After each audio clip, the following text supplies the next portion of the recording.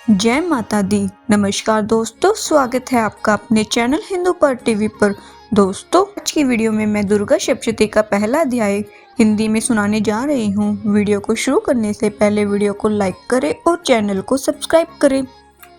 महर्षि ऋषि का राजा सूरत और समाधि को देवी की महिमा बताना।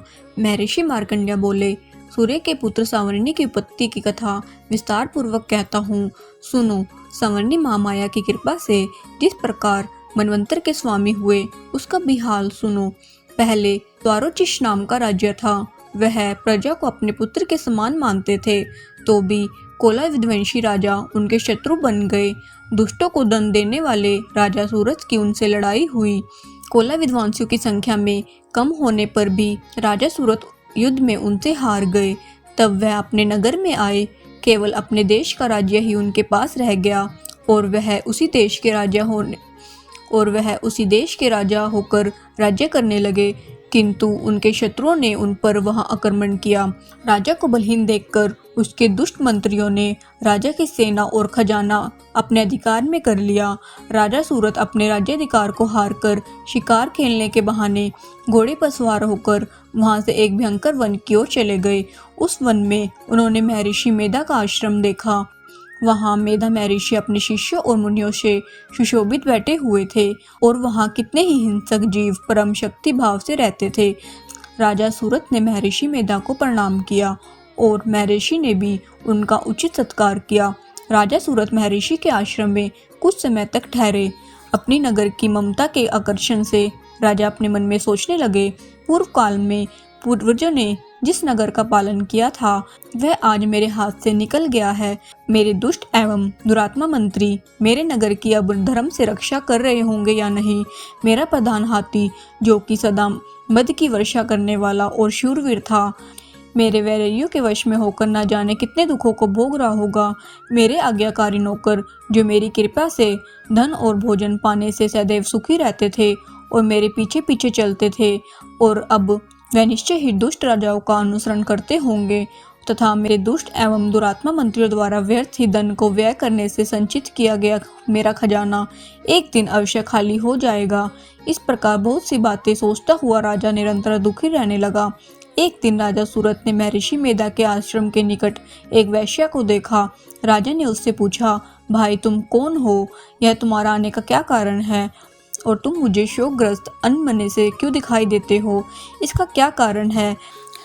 राजा के यह नम्र वचन सुन वैश्य ने महाराजा सूत को प्रणाम करके कहा। वैश्य बोला, राजा मेरा नाम समाधि है। मैं धनियों के कुल में उत्पन्न एक वैश्य हूँ। मेरे दुष्ट स्त्री पुत्र आदि ने लोभ से मेरा सब धन छीन लिया है और मुझे घर से निकाल दिया है। मैं इस तरह से दुखी होकर इस वन में चला आया हूँ और यहाँ रहता हूँ। मैं इस बात को भी नहीं जानता अब घर में इस समय सब कुशल है या नहीं। यह मैं अपने परिवार का आचरण संबंधी कोई समाचार भी नहीं पा सकता कि वह घर में इस समय कुशल पूर्वक है या नहीं। मैं अपने पुत्रों के संबंध में यह भी नहीं जानता कि वह सदाचारी है या दुराचार में फंसे हुए हैं। राजा बोले, जिस धन के लोभी स्त्री पुत्रों ने तुम्हें घर से निकाल दिया, फिर भी तुम्हारा चित्त उनसे क्यों प्रेम करता है? वैश्य ने कहा, मेरे विषय में आपका ऐसा कहना ठीक है, किंतु मेरा मन इतना कठोर नहीं है। यद्यपि उन्होंने धन के लोभ में आकर पितृ स्नेह को त्याग कर मुझे घर से निकाल दिया, तो भी मेरे मन में उनके लिए कठोरता नहीं आती। बात को जानता हुआ भी मैं नहीं जान रहा। मेरा चित्त उनके लिए दुखी है। मैं उनके लिए लंबी लंबी सांसें ले रहा हूँ। लोगों में प्रेम नाम नहीं है, फिर भी ऐसे निस्नेहियों के लिए मेरा हृदय कठोर नहीं होता। महर्षि मार्कंडेय जी ने कहा, हे ब्राह्मण। इसके पश्चात महाराज सूरत और वह वैश्य दोनों महर्षि मेधा के समीप गए और उनके यथा योग्य न्याय संभाषण करके दोनों ने वार्ता आरंभ की।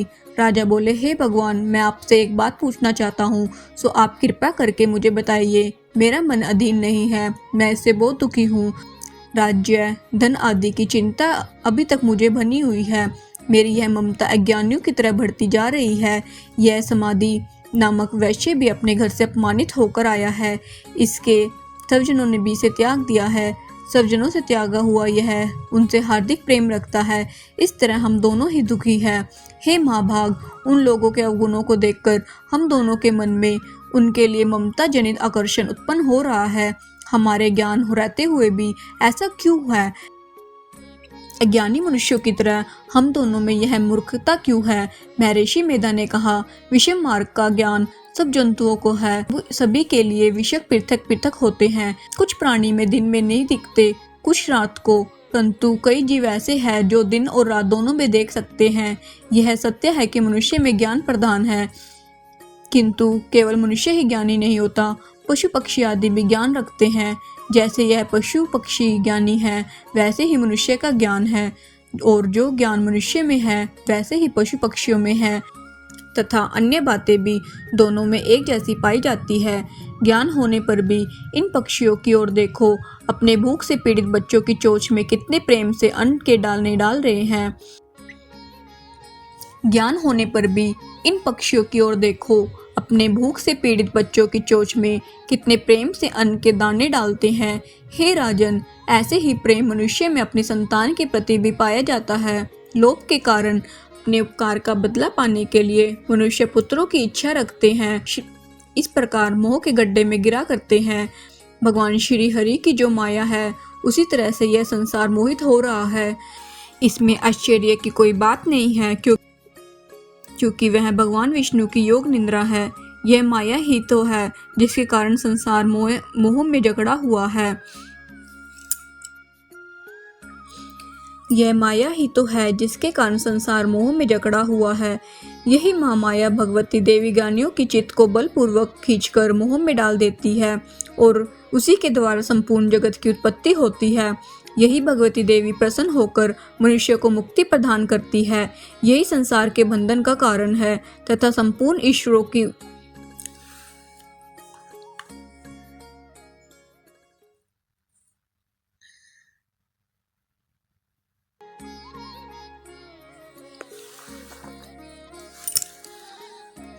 यही संसार के बंधन का कारण है, तथा संपूर्ण ईश्वरों को भी स्वामिनी है, तथा संपूर्ण ईश्वरों की भी स्वामिनी है। महाराज सूरत ने पूछा, भगवान, वह देवी कौन सी है जिसका आप महात्म्य कहते हैं? हे ब्राह्मण, वह कैसे उत्पन्न हुई है? उसका कार्य क्या है? उसके चरित्र कौन कौन से हैं? प्रभो, उसका जैसा प्रभाव हो, जैसा स्वरूप हो, वह सब ही कृपा कर मुझे बताइए, मैं आपसे सुनना चाहता हूँ। महर्षि मेधा बोले, राजन, वह देवी तो नित्य स्वरूपा है, उसके द्वारा यह संसार रचा हुआ है, तब भी उसकी उत्पत्ति अनेक प्रकार से होती है। वह सब आप मुझसे सुनो। वह देवताओं का कार्य सिद्ध करने के लिए प्रकट होती है, उस समय वह उत्पन्न हुई कहलाती है। संसार को जलमय करके भगवान विष्णु योग निंद्रा का आश्रय लेकर शेष ऐसे पर सो रहे थे, तब मधुकैटम नाम के 2 असुर उनके कानों के मैल से प्रकट हुए, और वह श्री ब्रह्मा जी को मारने के लिए तैयार हो गए। श्री ब्रह्मा जी ने जब उन दोनों को अपनी ओर आता हुआ देखा, और यह भी देखा भगवान विष्णु योग निंद्रा का आश्रय लेकर सो रहे हैं, तो वह उस समय श्री भगवान को जगाने के लिए के नेत्रों में निवास करने वाली योग निंद्रा की स्तुति करने लगे। श्री ब्रह्मा जी ने कहा, हे देवी, तुम ही स्वाहा, तुम ही सवधा और तुम ही वशटकार हो। स्वर भी तुम्हारा ही स्वरूप है, तुम ही जीवन देने वाली सुधा हो। नित्य अक्षर, पर्ण में अकार, उकर, मकार, इन तीनों में माताओं के रूप में तुम ही स्थित हो। इनके अतिरिक्त जो बिंद पथ अर्धमात्रा है, जिसका कि विशेष रूप से उच्चारण नहीं किया जा सकता, हे देवी, वह भी तुम हो। हे देवी, संध्या, सावित्री तथा परम जननी तुम ही हो। तुम इस विश्व को धारण करने वाली हो, तुमने ही इस जगत की रचना की है, तुम ही जगत का पालन करने वाली हो, तुम ही कल्प के अंत में सबको भक्षण करने वाली हो। हे देवी, जगत की उत्पत्ति के समय तुम सृष्टि रूपा होती हो, पालन काल में स्थित रूपा हो, कल्प के अंत में संहार रूप धारण कर लेती हो। तुम ही महाविद्या, महामाया, महामेधा, महारात्रि और मोहरात्रि हो। श्री ईश्वरी और बहुत स्वरूपा बुद्धि भी तुम ही हो। लज्जा, पुष्टि, तुष्टि, शांति और क्षमा भी तुम ही हो। तुम खड़ग धारणी, शूल धारणी, घोरूपा तथा गदा, चक्र, शंख और धनुष को धारण करने वाली हो। बाण, भुशुंडी और परीग, यह भी तुम्हारे ही अस्त्र है। तुम सौम्य और सौम्यत्र हो, यही नहीं बल्कि जितनी भी सौम्य तथा सुंदर वस्तुएं इस संसार में हैं, उन सबसे बढ़कर सुंदर तुम ही हो। पर और अपर सब पर रहने वाली सुंदर तुम ही हो। हे सर्वरूपे देवी, जो भी सहस पदार्थ और उनकी जो शक्ति है वह तुम ही हो। ऐसी अवस्था में भला तुम्हारी स्तुति कौन कर सकता है। इस संसार की सृष्टि, पालन और संहार करने वाले जो भगवान है, उनको भी तुमने निंद्रा के वशीभूत कर दिया है, तो फिर तुम्हारी स्तुति कौन कर सकता है। मुझे भगवान विष्णु तथा भगवान शंकर को शरीर धारण करने वाली तुम ही हो। तुम्हारी स्तुति करने की शक्ति किस में है।